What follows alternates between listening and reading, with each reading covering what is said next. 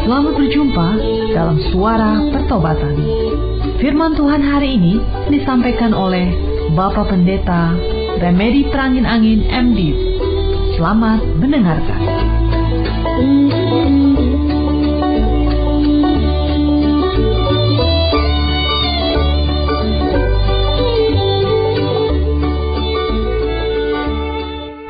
Kami bersyukur pada hari ini kami boleh dipersatukan kembali dalam persekutuan lewat udara. Hari ini kami rindu mendengarkan firman Tuhan. Jadikan hati kami semua menjadi ladang persemaian yang subur bagi firman-Mu. Kami diberkati dan hidup kami menjadi berkat bagi keluarga dan masyarakat kami. Roh-Mu yang kudus hadir di dalam ruangan kami, sehingga kuasa si iblis tidak berdaya mengganggu konsentrasi kami. Kami boleh menikmati firman-Mu, mendapatkan keteduhan, sukacita di dalamnya. Terpujilah nama-Mu dari kekal sampai kekal. Haleluya, haleluya, amin. Shalom saudara, apa kabar? Saya berharap dimanapun saudara mendengarkan siaran ini, ada rasa sukacita, damai dan sejahtera. Apakah di dalam rumah atau di luar rumah, sedang berkendara, sedang bekerja, atau mungkin sedang berada di rumah sakit. Harapan saya selalu, renungan-renungan Suara Pertobatan menjadi berkat bagi saudara, memberi kekuatan di saat lemah, memberi penghiburan di saat berduka, memberi pengharapan ketika berputus asa, membawa sukacita, damai dan sejahtera. Saudara, seberapa di antara kita yang bisa mengatakan bahwa kita adalah umat pemenang, bahwa kita adalah orang yang diberkati, dan berapa banyak di antara kita yang walaupun menyanyikan lagu pujian, kita umat pemenang, tetapi merasa diri kita sebagai orang yang kalah. Ketika mendengar lagu kita umat pemenang, saudara mengatakan, aku bukan umat pemenang, aku adalah orang yang kalah. Ada masalah, ada penderitaan, ada pergumulan yang saudara hadapi, menyebabkan saudara tidak berani berdiri tegak dan mengatakan, aku adalah umat pemenang. Jika demikian halnya, saya ingin mengajak saudara untuk bersama-sama kita mempelajari sebuah kunci untuk membuka pintu keberhasilan dalam hidup kita. Adalah iman. Iman mengalahkan dunia. Iman menjadikan kita umat pemenang. Itulah yang ditulis dalam 1 Yohanes 5 ayat 4. Saya kira lebih baik saya tidak bicara panjang lebar tentang apakah yang dimaksud dengan iman. Tapi lebih baik kita bersama melihat aplikasi iman di dalam hidup sehari-hari berdasarkan pengalaman tokoh-tokoh Alkitab. Dalam kesempatan ini, saya ajak saudara merenungkan pengalaman 3 tokoh Alkitab. Yang pertama, apabila Anda merasa sebagai orang yang gagal, maka dengarkanlah kesaksian dari seorang tokoh Alkitab, seorang penjala ikan di Danau Galilea yang bernama Simon. Semalaman Simon dan teman-temannya pergi menangkap ikan, namun tidak seekor pun yang berhasil mereka tangkap. Bagi nelayan, tidak berhasil menangkap seekor ikan pun berarti adalah kegagalan total. Mereka sudah mengorbankan waktu, daya dan dana, tetapi tidak seekor ikan pun yang tertangkap. Simon gagal total pada malam itu. Nelayan-nelayan ini pulang ke darat, membersihkan perahu dan jala. Matahari sudah terbit, hari mulai siang. Dan pada waktu itu, Yesus berdiri di sana di tengah kerumunan orang banyak. Yesus meminjam perahu Simon dan berkhotbah dari atas perahu itu. Sesudah selesai, Yesus berpaling kepada Simon dan berkata, "Tebarkanlah jalamu di tempat yang dalam." Saya ulangi, tebarkanlah jalamu di tempat yang dalam. Saudara tahu apa artinya ini? Yesus meminta Simon untuk kembali menjala ikan, sedangkan hari mulai siang. Dan setiap orang awam sekalipun tahu bahwa ikan-ikan tidak ditangkap di siang hari. Apabila ikan-ikan melihat jala, mereka lari. Ikan-ikan itu seolah-olah tidur di siang hari. Ikan-ikan biasanya ditangkap pada malam hari. Perintah Yesus adalah perintah yang bertentangan dengan akal dan pikiran, dengan norma-norma yang berlaku. Tentu Simon merasakan ada konflik batin ketika mendengarnya. Tetapi ada sesuatu yang istimewa dalam diri Yesus. Ada karisma yang dimilikinya, sehingga ketika Simon mendengarnya, dia percaya dan mengatakan, "Walaupun kami sudah semalaman bekerja menangkap ikan dan tidak berhasil, namun karena Engkau mengatakannya, aku akan melakukannya juga." Simon mengalahkan akal dan pikirannya, dan kemudian melakukan perintah Yesus. Dia pergi menebarkan jalannya ke tempat yang dalam. Dan apa yang terjadi, saudara? Ada getaran dalam jala itu. Ada tarikan yang kuat ke bawah. Tiba-tiba jala itu penuh dengan ikan. Dan ketika mereka masukkan ikan itu satu persatu ke perahu, perahu hampir tenggelam, sedangkan ikan-ikan masih ada dalam jala. Simon kemudian melambai-lambaikan tangannya ke darat. "Kirimkan lagi satu perahu, kirimkan lagi satu perahu." Ketika perahu kedua datang dan mereka isi dengan ikan, kedua perahu itu kembali ke darat hampir tenggelam. Satu perahu mereka datang, dua perahu mereka pulang membawa hasil tangkapan. Apa artinya? Simon dan teman-temannya mengalami keberhasilan total. Ia datang dengan satu perahu dan ia membawa hasil tangkapan dalam dua perahu. Apabila pada malamnya Simon adalah seorang yang gagal total, ketika ia melakukan perintah Yesus, ia mengalami keberhasilan total. Saudara, apakah saudara merasa pada waktu ini saudara mengalami kegagalan total? Jangan khawatir. Yesus tolong Simon 2000 tahun yang lalu. Dan Yesus yang tidak berubah dulu, sekarang, dan sampai selamanya bersedia menolong saudara pada waktu ini juga. Ia mampu merubah kegagalan total menjadi keberhasilan total. Apa yang perlu saudara lakukan? Ikuti perintahnya walau barangkali tidak masuk akal. Lakukan perintahnya. Yesus akan membuat usaha saudara berhasil, dan Yesus akan membuat hidup saudara adalah hidup yang berkemenangan. Ada amin, saudara. Puji Tuhan, puji Tuhan. Bagi saudara yang tertarik membaca kesaksian Simon ini, silahkan membacanya dalam Lukas pasal 5 ayat 1 sampai dengan 8. Selanjutnya, saudara, apakah saudara seperti mengalami musim kering pada waktu ini? Segala sesuatunya terlihat tandus, gersang. Bahkan kehidupan saudara terancam dalam masa kekeringan yang saudara alami.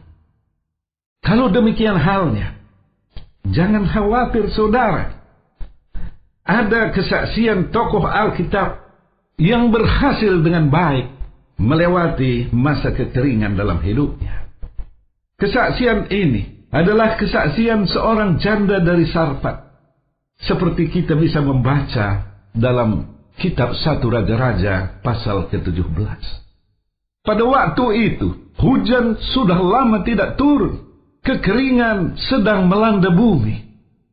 Maka seorang janda di Sarfat, seorang janda miskin, sedang mengumpulkan beberapa potong kayu bakar.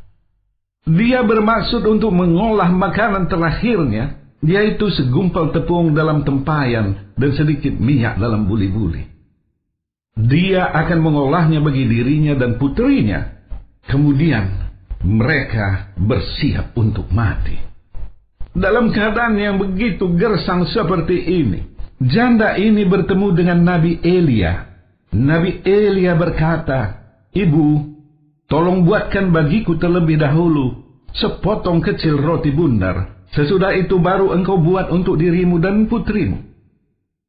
Tuhan berfirman, bahwa tepung dalam tempayan tidak akan habis-habis dan minyak dalam buli-buli juga tidak habis-habis selama masa kekeringan ini. Mendengar ucapan seperti ini, tentu janda Sarfat juga punya konflik batin dalam hatinya. Kalau memakai akal dan pikirannya semata, janda Sarfat mungkin berkata, "Oh tidak, aku akan menikmati makanan terakhirku bagi diriku dan bagi putriku dan sesudah itu kami mati." Apalagi penampilan Nabi Elia bukanlah sebuah penampilan yang meyakinkan. Nabi Elia adalah orang asing. Tetapi puji Tuhan, janda Sarfat tidak memakai akal pikirannya, tetapi ia menuruti perintah Tuhan yang disampaikan oleh Nabi Elia. Ia membuatkan sebuah roti bundar kecil terlebih dahulu untuk Nabi Elia. Dan apa yang terjadi? Janda ini dengan putrinya bersama Nabi Elia mendapatkan makanan yang cukup selama masa kekeringan. Tepung dalam tempayan tidak habis-habis, minyak dalam buli-buli tidak habis-habis. Mereka mendapatkan makanan yang cukup sampai hujan membasahi bumi kembali. Saudara, apabila saudara seperti janda Sarfat merasa masa ini adalah masa kekurangan, masa kekeringan di dalam kehidupan saudara, ada begitu banyak kebutuhan yang tidak bisa lagi dipenuhi. Semua sumber dalam kehidupan ini tampaknya sudah kering. Saudara jangan takut, jangan khawatir. Seperti Tuhan sudah menolong janda Sarfat pada masa kekeringan, maka Tuhan yang kita kenal dalam Yesus Kristus mampu mencukupkan kebutuhan saudara di dalam masa kekeringan, di dalam masa kekurangan. Ada amin saudara. Puji Tuhan, puji Tuhan. Apabila saudara mengalami satu persoalan yang begitu menekan, beban yang begitu berat, yang saudara tidak sanggup pikul, mari kita renungkan kesaksian seorang janda lain dalam 2 Raja-Raja pasal 4. Para janda memang mendapat perhatian khusus dari Tuhan. Kita banyak melihat kesaksian-kesaksian Alkitab bagaimana Tuhan mengasihi para janda. Janda dalam 2 Raja-Raja pasal 4 ini adalah janda seorang hamba Tuhan yang sudah meninggal dunia. Ia sedang berada dalam kesulitan yang besar. Ia sedang berada dalam jerat lilitan hutang. Ia meminjam namun tidak mampu membayar kembali. Rentenir datang dan berkata, "Ibu, engkau harus bayar hutangmu. Kalau engkau tidak lunasi, maka aku akan ambil jaminannya, yaitu kedua orang anakmu." Hati ibu mana yang tidak akan menjerit anak-anaknya sekarang mau diambil secara paksa untuk dijadikan budak, akan dikirimkan ke negeri yang dia tidak tahu di mana. Dia akan tidak ketemu lagi dengan kedua anak. Inilah masalah janda ini tadi. Ia mendatangi Nabi Elisa. Nabi Elisa menyapanya dengan penuh kasih. "Ibu, apa yang bisa aku lakukan untukmu?" Dan sesudah ia ceritakan tentang pergumulan yang dihadapinya, Nabi Elisa berkata, "Ibu, apa yang engkau miliki? Apa yang engkau miliki?" Kalau kita perhatikan kesaksian Simon dan kesaksian janda Sarfat, mereka juga punya sesuatu yang dimilikinya. Simon memiliki perahu dan jala. Janda Sarfat memiliki sedikit tepung dan sedikit minyak. Dan sekarang Nabi Elisa bertanya kepada janda itu, "Apa yang engkau miliki, ibu?" Janda itu berkata, "Aku punya minyak dalam buli-buli." Nabi Elisa berkata, "Ibu, kumpulkan bejana sebanyak-banyaknya dalam rumahmu, dan kemudian tutup pintu, tuangkan minyak dalam buli-buli itu, dan penuhi sebuah bejana." Saudara, kembali kita mendengarkan di sini, adanya suatu perintah yang tidak sesuai dengan akal pikiran, atau yang tidak sesuai dengan akal sehat. Wah, kalau saya mengatakan akal sehat, apakah berarti perintah Nabi Elisa berasal dari akal yang tidak sehat? Oh tidak, saudara, tidak. Justru apa yang diperintahkan Nabi Elisa ini, ia melebihi akal dan pikiran karena hanya bisa diterima dengan iman. Kalau memakai pikirannya semata, janda itu mungkin berpikir demikian. Waduh, Kalau nanti aku pinjam bejana-bejana dari tetangga-tetangga, dari teman-teman, dan kututup pintu, jangan-jangan aku dikatakan orang gila, orang pesot. Atau mungkin dia akan mengatakan, wah, yang aku minta pada Nabi sebenarnya, supaya ia merujuk aku kepada seorang dermawan yang mampu memberikan uang kepadaku untuk membayar hutangku. Bagi dermawan itu, jumlahnya barangkali jumlah yang kecil, tetapi bagiku adalah jumlah yang amat besar. Tetapi puji Tuhan saudara, janda ini kemudian pulang ke rumah. Dia pinjam ember, tong, bejana, wadah apa saja yang bisa dipakai sebagai tempat minyak. Dari kiri kanan muka belakang, dari tetangga-tetangga, dari teman-teman. Kemudian ia menutup pintu. Dia tuangkan minyak dalam buli-buli itu. Dan apa yang terjadi? Minyak dalam buli-buli itu mengalir dan mengalir mengisi bejana satu dan lainnya, dan berhenti manakala semua bejana sudah terisi penuh. Kemudian janda ini melaporkan hasilnya kepada Nabi Elisa. Nabi Elisa berkata, jual sebagian menutupi hutangmu dan pakai sisanya untuk menyambung kehidupanmu. Puji Tuhan, ketika janda ini menuruti perintah Nabi Elisa, walaupun perintah ini tidak masuk akal, mujizat terjadi. Ia terbebas dari lilitan hutang yang melilitnya begitu ketat. Ia menyelamatkan kedua anaknya sehingga tidak menjadi budak. Saudara, apakah saudara punya masalah kekurangan dana di dalam usaha, dalam mencukupkan kebutuhan hidup, dalam melakukan hal-hal yang penting dalam kehidupan saudara? Jangan takut, jangan khawatir. Turuti firman-Nya walaupun firman-Nya itu tidak masuk akal. Ia akan menolong saudara, sama seperti ia menolong janda dalam cerita ini tadi. Tuhan tidak berubah, Yesus tidak berubah. Dulu, sekarang, sampai selamanya. Dulu ia berkarya, sama seperti ia sekarang berkarya, untuk melepaskan anak-anaknya, orang-orang yang dikasihinya, dari permasalahan dan pergumulan mereka. Saudara, ketika Yesus memberi pertolongan, bukan hanya masalah keuangan yang diselesaikannya, tetapi juga masalah saudara secara menyeluruh, masalah kehidupan saudara akan dimenangkannya. Amin, saudara. Haleluya, puji Tuhan. Kita sudah mendengarkan kesaksian yang luar biasa dari 3 orang tokoh Alkitab. Ketiga orang ini tadi mengambil langkah iman. Di sini saya berhenti sejenak untuk bertanya, apakah yang dimaksud dengan langkah iman itu? Langkah iman adalah satu langkah, satu tindakan menuruti firman Tuhan, walaupun firman Tuhan itu tidak masuk akal. Setiap langkah iman harus ada landasan firman Tuhannya. Landasan untuk mengambil langkah iman bukan perkataan orang lain, bukan perkataan orang pintar, bukan keinginan hati, tetapi semata-mata, ingat ini, semata-mata firman Tuhan. Saya ingin menekankan hal ini karena sering terjadi pada waktu kita mengatakan kita mengambil langkah iman. Sebenarnya itu bukan langkah iman. Itu adalah sebuah langkah menuruti keinginan hati, akal, pikiran, atau keinginan orang lain. Sekali lagi, saya ingin mengatakan bahwa langkah iman harus berhubungan dengan firman Tuhan.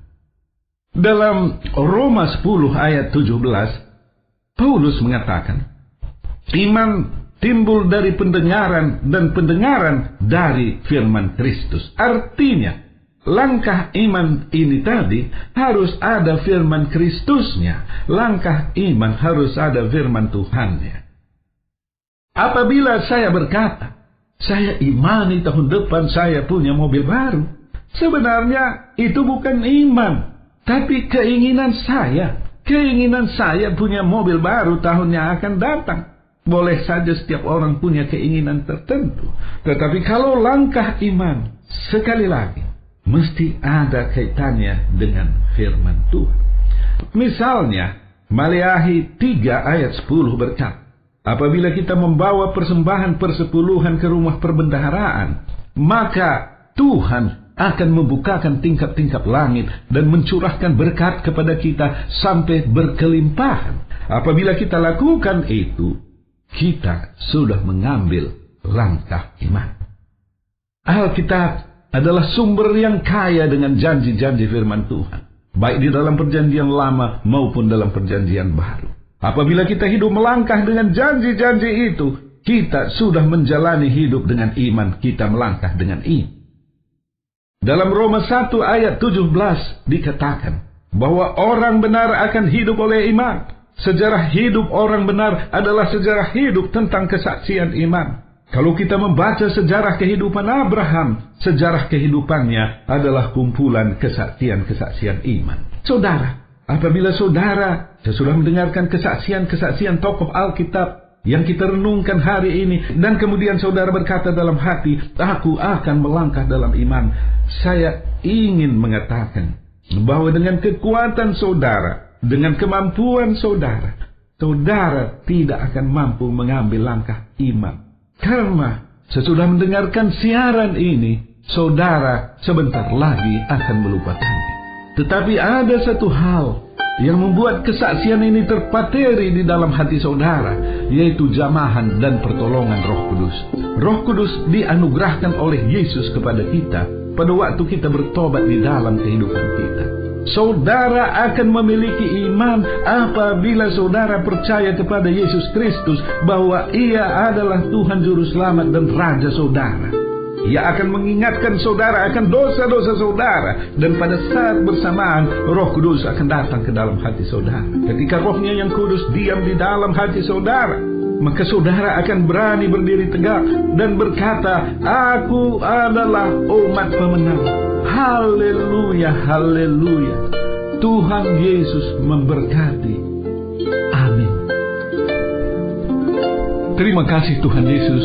Kami sudah mendengarkan renungan tentang kesaksian iman tokoh-tokoh Alkitab.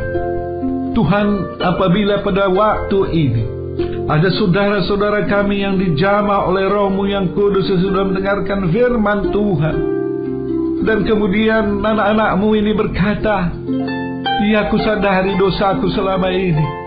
Saudara-saudara, ikuti saya berdoa. Tuhan Yesus, terima kasih akan firman-Mu. Terima kasih oleh karena Engkau mengingatkan aku akan dosa-dosaku, jalanku yang tersesat selama ini.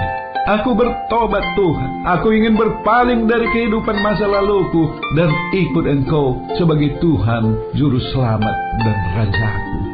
Pulihkan kehidupanku Tuhan Yesus. Haleluya. Amin. Barangkali ada saudara yang sedang bergumul dengan sakit penyakit pada waktu ini. Tolong pegang bagian tubuh saudara yang sakit. Apabila saudara tidak bisa menggerakkan tangan, konsentrasikan hati pikiran saudara pada bagian tubuh yang sakit. Saya akan berdoa bagi saudara. Tuhan Yesus, jamah saudara-saudara yang sedang menderita sakit penyakit pada waktu ini. Kami tahu Roh-Mu yang kudus ada di dalam ruang persekutuan kami lewat udara ini. Jamah Tuhan Yesus sehingga yang sakit disembuhkan, apapun penyakit yang sedang diderita oleh mereka itu. Haleluya, haleluya, amin.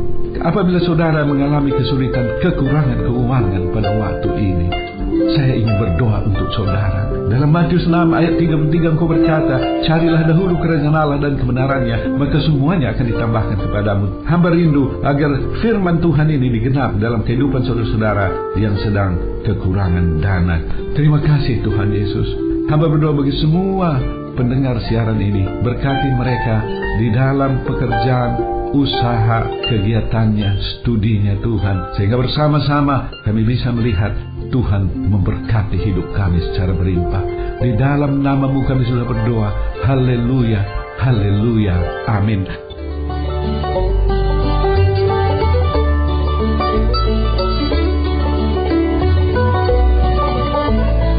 Kita sudah mendengarkan firman Tuhan yang disampaikan oleh Bapak Pendeta Remedi Prangin Angin MD.